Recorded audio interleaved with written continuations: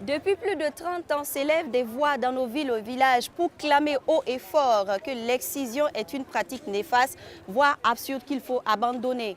Aujourd'hui, il est plus que urgent de faire une halte pour analyser la stratégie de lutte contre l'excision. L'état des lieux de la lutte contre l'excision, voici notre thème du jour. Bienvenue à votre émission Plus de larmes et merci de nous suivre. Le thème nous amène aujourd'hui à Nobéré, commune rurale du même nom, où nous attendent nos invités et où une association appelée Respect for Change œuvre pour sauver les petites filles et les fillettes de l'excision. Alors, une activité est organisée aujourd'hui même. Judith Désiré est avec nous, elle nous en parle. Bonsoir Judith. Bonsoir Irène. Oui, alors dites-nous, en quoi consiste votre activité? Merci déjà. Et puis aujourd'hui, nous avons une activité ce soir à partir de 18h30 à la mairie, à la place de la mairie de Nobéré. Et elle consiste à faire un ciné-débat, c'est-à-dire une projection des films seront diffusés. Et à la suite de cela, nous aurons donc un débat avec les autorités coutumières, religieuses et administratives pour situer un peu le contexte et savoir où est-ce que nous en sommes aujourd'hui dans la commune de Nobéré avec l'excision et avoir bien sûr trouvé des nouvelles stratégies, des stratégies pour une nouvelle lutte. Merci en tout cas pour le travail abattu. Au cours de notre émission avec nos invités, nous allons faire le point des actions entreprises dans le cadre de la lutte contre l'excision. Également, nous allons évoquer avec un pincement au cœur les cas récents enregistrés dans la zone de Nobéré à Ouagadougou. Et ensemble, nous allons voir quelles sont les résolutions fermes que vous et moi nous devons prendre. L'excision, ça entraîne beaucoup de maladies chez les femmes. Moi, j'ai des filles, et elles ne sont pas excisées. Je refuse catégoriquement qu'on les excise. Je ne veux pas les priver de leur sensibilité et puis les rendre malades. Ce n'est pas forcément qu'on excise une femme. Pourquoi? Ce n'est pas quelque chose qui a obligé. Ça blesse beaucoup de femmes. Quelque chose qui n'est pas bon, on doit lutter. Moi, je connais une vieille qui a fait la prison pendant plus d'une année pour cause d'excision. Si on fait quelque chose qui n'est pas bien, quelque chose qui peut mettre la vie des autres en danger, si une pratique est interdite et que tu la fais sciemment, tu mérites d'être puni. Si l'État même prend l'engagement d'interdire cette pratique et que vous insistez, ne soyez pas surpris des sanctions qui peuvent découler. Bon, je peux dire que le taux même a vraiment baissé parce qu'on a rencontré des gens qui ne parlent même plus de ça, qui disent que non, chez eux, on ne pratique plus ça, il n'y a plus de l'excision. Donc on peut dire que même si peut-être d'autres se cachent pour faire ça de façon clandestine, mais je pense que le taux a vraiment baissé. Au Burkina Faso, une loi interdisant les mutilations génitales féminines est votée en 1996 et le Comité national de lutte contre la pratique de l'excision est mis en place. Dès lors, des associations, des organisations de tous bords s'engagent avec l'État à travers diverses approches d'information, de sensibilisation pour convaincre à l'abandon de la pratique de l'excision. Malgré ces efforts conjugués, des cas d'excision ont été enregistrés en 2018. Pour en savoir davantage, je vous propose le reportage que voici. Mi-septembre 2018. Alors que Ouagadougou s'apprêtait à accueillir une conférence internationale sur les mutilations génitales féminines MGF, qui a réuni des représentants de 33 pays d'Afrique, d'Amérique et d'Europe, des cas de pratique de l'excision d'une grande ampleur ont été découverts. En effet, entre le 1er août et le 10 septembre 2018, 41 enfants et jeunes filles, dont l'âge est compris entre 10 mois et 24 ans, ont été excisés dans le quartier périphérique de Toulbouego. Le 15 septembre 2018, sur dénonciation du riverain, les forces de sécurité ont démantelé le réseau, ont mis la main sur les complices et les parents des victimes. L'exciseuse avait déjà disparu après son forfait. Dans l'après-midi du 15 septembre 2018, l'indignation était à son comble au centre médical Chifra où elles ont été conduites. Même le personnel soignant était sous le choc. La ministre en charge de la femme et de la famille, Laurence Ilboudo, s'y est personnellement rendue pour constater de l'ampleur du drame. Dr Dieudonné Ouetraogo, gynécologue spécialisé dans les réparations des séquelles de l'excision, explique dans quel état elles sont arrivées dans ces services. Certains enfants avaient malheureusement des blessures qui étaient infectées. Donc il nous fallait dans l'urgence faire un nettoyage de ces blessures, apporter des antibiotiques, des soins locaux. Et aussi, nous avons jugé bon de compléter des examens spécifiques comme l'hépatite B et le VIH avec l'accord des parents et de l'action sociale. Plus tôt dans la matinée de ce même samedi 15 septembre, le ministre était au CHR de Kaya où ont été référées 10 filles qui ont subi des mutilations génitales à Santena, village situé dans la commune rurale de Bousouma. Ici, l'exciseuse et ses victimes ont été prises en flagrant délit par le commissaire Théophile Zongo de Bousouma et ses hommes. Une femme aurait quitté Ouagadougou avec ses 2 filles la veille pour venir les faire exciser à Bousouma. En moins de 48 heures, on a eu des informations très précises sur le village en question, l'exciseuse elle-même, son domicile et les jours exacts où elle mène ses opérations. À quelques 50 mètres de son domicile, à notre arrivée, on a attendu les cris des enfants. Donc très rapidement, on a cerné le point. Quand on l'a pris, bon, elle était toute souriante. Elle ne pensait pas que l'acte qu'elle venait de poser était vraiment très grave. Mais au fil du temps, quand on dit que bon, vous allez arriver à Kaya, c'est là qu'elle a commencé à pleurer parce qu'elle a compris que le problème était aussi très grave. C'est un véritable réseau. Si le village de Santena a été le site de la pratique, les victimes viennent de plusieurs contrées, dont la capitale Ouagadougou. Il y avait des filles de Korsimoro, il y avait des filles de Kaya, il y avait des filles de Ouaga. C'est une organisation de telle sorte que l'information parvient aux gens et puis bon, chacun apporte sa victime. Sur les 10 filles, une miraculée a échappé à la lame de l'exciseuse. La police est arrivée avant son tour. Pour autant, elle n'était pas moins sous le choc que ses camarades. Selon Dr Honoré Tengueri, chef du service gynécologie du CHR de Kaya, ces filles sont arrivées dans un état de choc, pour la plupart. Il y avait jusqu'à 8 qui saignaient. Il fallait d'abord les remonter, pouvoir lever le choc, l'état de choc.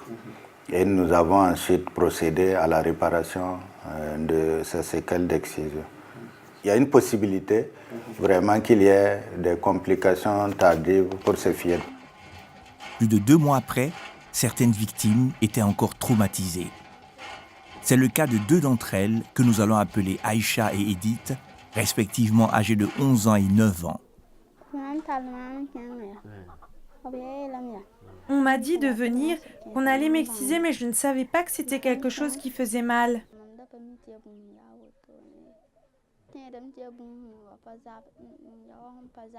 D'autres victimes risquent d'abandonner l'école.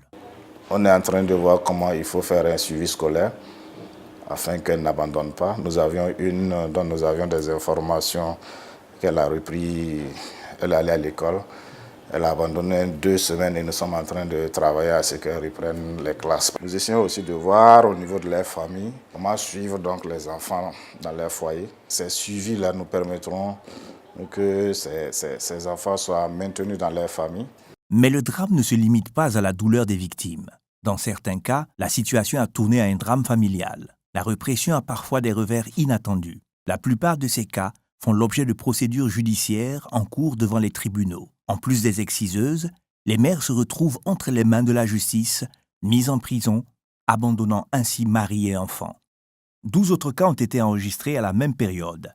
À Gomposum dans le Passoré, 1 cas. À Nobéré dans le Zuluogo, 8 cas. À Kominyanga dans le Kulpelogo, 3 cas. Ces cas ne sont certainement que la partie visible de l'iceberg des fortes résistances de certaines communautés. Ce n'est pourtant pas faute de répression.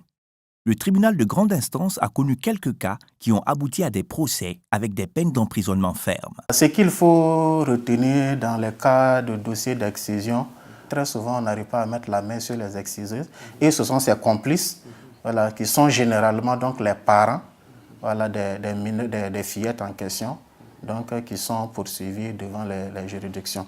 Mais au moins on a eu un cas de 2015 qui a fait l'objet d'ailleurs d'une audience foraine que nous avons tenue donc à Béré, où on a pu mettre donc la main sur l'exciseuse, qui a été condamnée donc à une peine d'emprisonnement de 12 mois ferme et 150 000 francs d'amende ferme également. À Ouagadougou, le cas des 41 filles de Toulbouego est également pendant devant le tribunal de grande instance.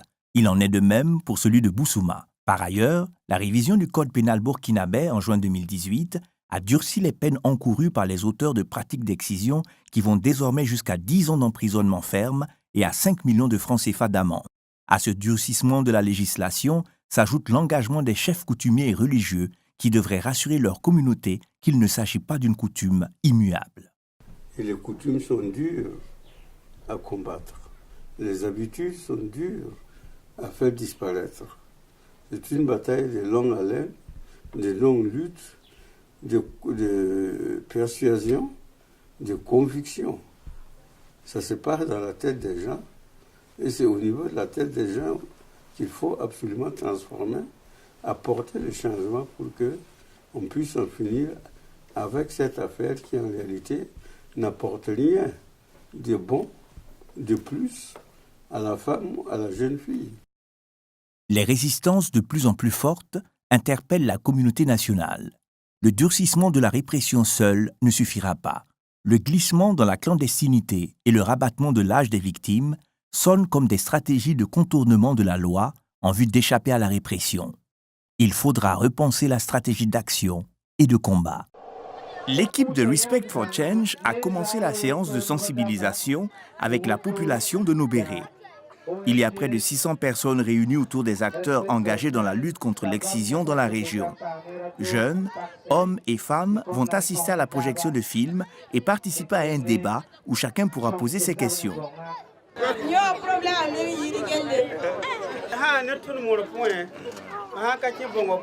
Pendant que la population de Nobéré continue d'échanger avec les intervenants sur les questions de l'excision, nous retrouvons Irène Zungrana et ses invités pour la suite de l'émission dans une des salles annexes de la mairie. Vous êtes à votre émission Plus de l'âme, plus de larmes. Nous sommes à Nobéré pour échanger avec nos invités sur l'état de la lutte contre l'excision dans notre pays. Alors, Monsieur Kaboré Salfo, quelle explication donner à ces poches de résistance selon vous? Ce qu'il faut se dire, c'est que dans un premier temps, il faut s'attaquer beaucoup plus aux causes qu'aux conséquences. Nous avons vu que la plupart des actions portent sur les conséquences, alors que les causes sont beaucoup plus profondes. Il y a la pauvreté, parce que l'excision reste une source de revenus pour ces exciseuses-là. Il y a l'ignorance. Sinon, comment expliquer qu'un parent qui met un enfant au monde et qui l'aime puisse l'amener à l'abattoir? Il faudrait que les actions portent beaucoup plus globalement sur l'éducation. Par exemple, on a constaté que lorsque vous interrogez les acteurs, vous interrogez les leaders d'opinion, les leaders endogènes surtout, responsables coutumiers ou responsables religieux, les réponses qui nous parviennent sont souvent mitigées selon que ces responsables-là sont des personnes instruites ou pas. Au niveau donc des responsables religieux, c'est pareil.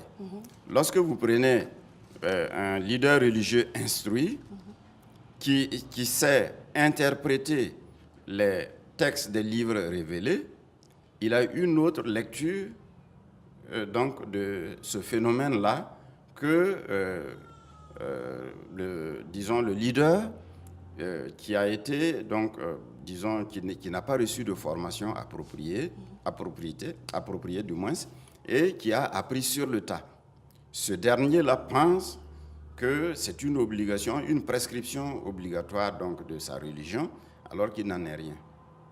Monsieur Ouedraogo, vous qui êtes de l'action sociale, dites-nous à quand remontent les derniers enregistrements de cas d'excision à votre niveau? Je dirais que pour la direction provinciale de la femme du Zonouégo, les derniers cas signalés, c'était en 2018, dans la commune de Nobéré, effectivement. Donc je pense que la police s'est activée pour mettre la main, mais je pense qu'on n'a pas trouvé l'exciseuse. Il paraîtrait que souvent, vous ou la police, vous intervenez assez tard. Un peu tard, je dirais, c'est un problème de coordination. Souvent, le fait que les familles sont assez éloignées, parce que le cas qui s'est produit en 2018, c'était en saison hivernale, pour pouvoir remonter le fil, et connaître la famille, sinon on risque de donner une fausse alerte au village et puis les familles vont disparaître. Monsieur le maire, au regard des cas récurrents dans votre zone, est-ce qu'au niveau du conseil municipal, il existe un dispositif pour lutter contre l'excision? Alors, disposition suppose que nous ayons quelque chose dans notre budget qui puisse nous accompagner à entreprendre des actions dans ce sens-là. En tout cas, ce que je peux dire, la question de l'excision n'est pas tabou dans notre conseil municipal. Nous en parlons avec nos conseillers. Chaque fois que nous avons l'occasion, nous échangeons. Nous demandons à nos conseillers de plus ou moins sensibiliser la population, parce qu'il faut reconnaître que chez nous, ici, les gens disent, plutôt les gens reconnaissent que bon, la sensibilisation n'atteint pas tout le monde. Ce qui fait qu'il y a des récalcitrants, il y a des gens qui ne comprennent pas le bien fondé de l'arrêt de l'excision pour les jeunes filles. À entendre nos invités, on se rend compte que des actions sont menées contre la pratique de l'excision. Mais après tant d'années de lutte acharnée, la pratique perdure. Pour en savoir davantage, regardez plutôt.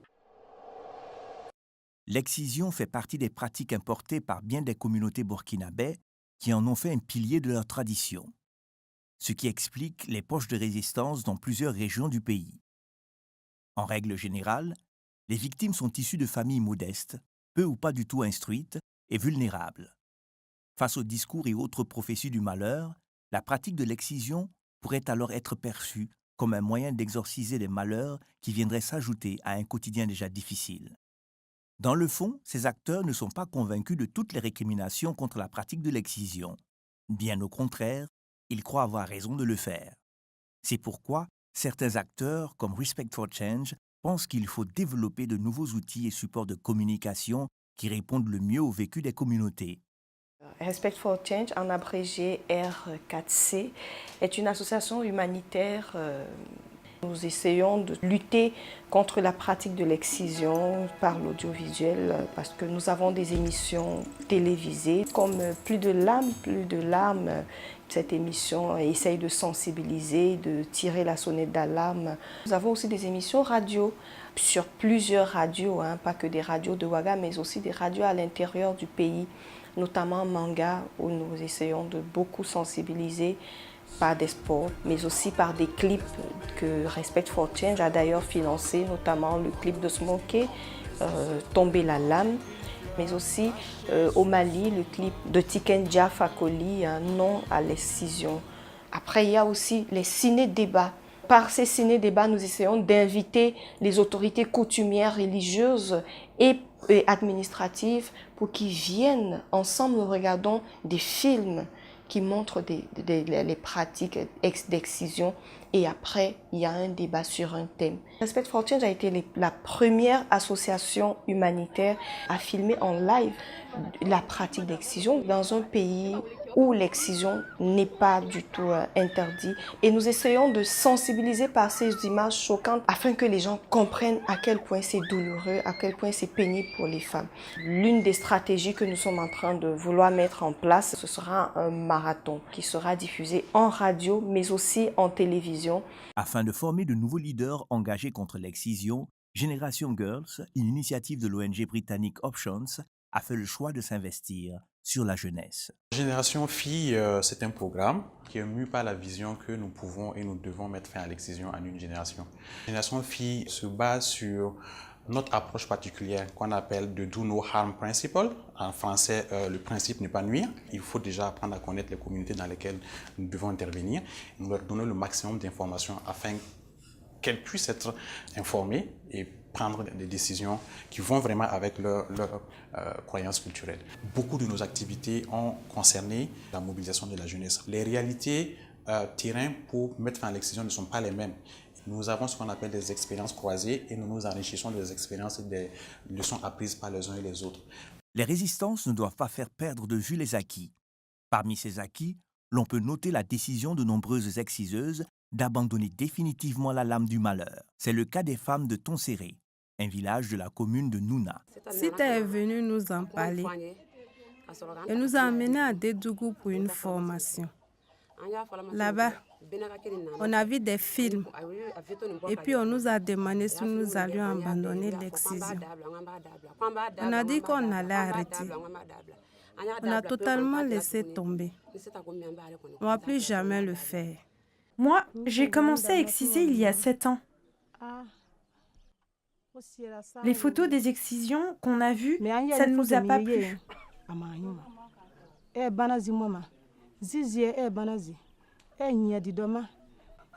vu que si on ne prenait pas ça au sérieux, on finirait en prison. Un autre acquis qui doit être renforcé, c'est l'engagement public des communautés villageoises à travers des déclarations solennelles d'abandonner la pratique de l'excision. Ironie du sort, Santena fait partie de ces villages. Il faut espérer que ce cas soit l'exception qui confirme la règle et que tous les autres respectent leur serment. En tout état de cause, si les statistiques et les efforts déployés sont encourageants, les survivances doivent inciter à la persévérance et à une réinterrogation des stratégies. S'adresse-t-on aux bonnes personnes avec les bons messages et les outils adéquats? N'y a-t-il pas d'autres moyens capables de changer les comportements des plus réfractaires? Voici les points de vue et propositions de certains acteurs. C'est au niveau de la tête des gens qu'il faut absolument transformer, apporter les changements pour qu'on puisse en finir avec cette affaire qui en réalité n'apporte rien. Et le bon Dieu fait bien des choses. Si on a créé la femme comme ça, c'est que c'est nécessaire. Donc ce n'est pas utile de mutiler. Voilà. Est-ce que ces gens qui pratiquent l'excision, qui ont leur femme excisée, voilà, peuvent jurer que leurs femmes ne les ont jamais trompées? Autant on peut être frivole quand on n'est pas excisé, autant également on peut être frivole et infidèle, voilà, même quand on est excisé. Il faut choquer les gens dans la sensibilisation. Souvent peut-être avec des images.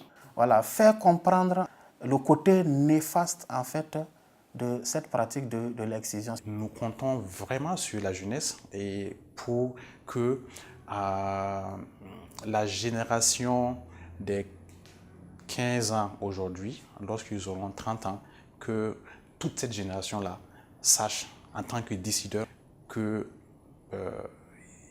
l'excision n'est pas une bonne chose. Il faudrait que la justice sévisse, que toutes ces femmes qui s'adonnent à cette pratique-là puissent être punies à la hauteur de leur forfait. Donc il faut que la police soit prompte à réagir. Il faut que l'action sociale organise de plus en plus des audiences foraines, des sensibilisations. Le Centre national de lutte contre l'excision, ils font beaucoup, mais je pense qu'il y a encore à faire. Il faut que les médecins puissent consulter les bébés et quand ils se rendent compte qu'il y a eu cela, on alerte les autorités. Cette lutte-là, ce n'est pas pour certaines catégories, c'est au niveau de tout le monde, les enfants, les femmes, les hommes, les jeunes. Il apparaît impératif pour tous les acteurs engagés dans la lutte contre la pratique de l'excision, surtout les institutionnels, de marquer une halte pour faire le bilan des actions menées depuis de nombreuses années, capitaliser et tirer les enseignements pour relancer la lutte. Retour sur le plateau, toujours avec nos invités. Coutume de chez nous ou pas, comment arriver à faire comprendre que la pratique de l'excision crée plus de malheur et chez la jeune fille et chez toute la communauté dans laquelle elle vit? Lorsque vous interrogez les personnes avisées, et c'est pour cette raison que beaucoup de chefs coutumiers se sont engagés dans la lutte contre la pratique de l'excision, ils vous diront que ce n'est pas une règle traditionnelle pour laquelle l'absence d'observation entraîne des conséquences pour, disons, une sanction de la tradition pour celui qui ne l'a pas pratiquée. Ok, nous allons être très pratiques, M. Kaboré. Oui. Je me mets à la place d'une personne qui demeure attachée aux coutumes. C'est ça. Est-ce que l'excision est obligatoire pour ne pas attirer la foudre des ancêtres? Moi, je dirais non. Est-ce qu'on peut décider de la fin de l'excision pour tous ceux qui nous regardent en ce moment, M. Kaboré? Il est possible donc de le décider, mais vous savez qu'en matière de coutume, chacun a ses domaines, enfin, son domaine de compétence. C'est-à-dire que chaque chef ou chaque notable est territorialement compétent. Donc, il ne peut décider que, en fait, à l'intérieur du territoire qui est le sien. Il ne peut pas décider pour tous les territoires. Vous savez qu'actuellement, il est prouvé que dans les communautés rurales, les gens font beaucoup plus confiance, par exemple, à la chefferie traditionnelle qu'à l'administration moderne. Et en matière, dans les mêmes communautés, le leader religieux est la personne susceptible de transformer le plus rapidement les mentalités, parce que tout ce qu'il dit est cru par les adeptes donc, de sa religion. Et donc, pour lui, c'est plus facile de faire passer un message. Donc, il faut travailler avec ces leaders endogènes-là pour parvenir, bien sûr, ils viennent en appoint à l'État, aux structures de l'État, mais la solution définitive passe nécessairement par ces leaders-là. C'est sur ces mots que nous allons clore notre numéro de Plus de l'âme, plus de larmes. Sachez que nous n'allons jamais cesser de répéter encore et encore en disant « l'excision est une pratique qu'il faut enterrer pour toujours ». Pour gagner cette lutte, il faut que chacun de nous s'engage. Développons ensemble une nouvelle stratégie en impliquant tout le monde. Cela passe par un travail en amont avec les leaders politiques, traditionnels et religieux. Continuons à sensibiliser les populations en usant des images chocs s'il le faut. Décourageons par tous les moyens possibles les exciseuses à perdurer la pratique. Et enfin, passons par des campagnes médiatiques ciblées. Merci donc de nous avoir suivis. On se dit à très bientôt pour un autre numéro de Plus de l'âme, plus de larmes. Rale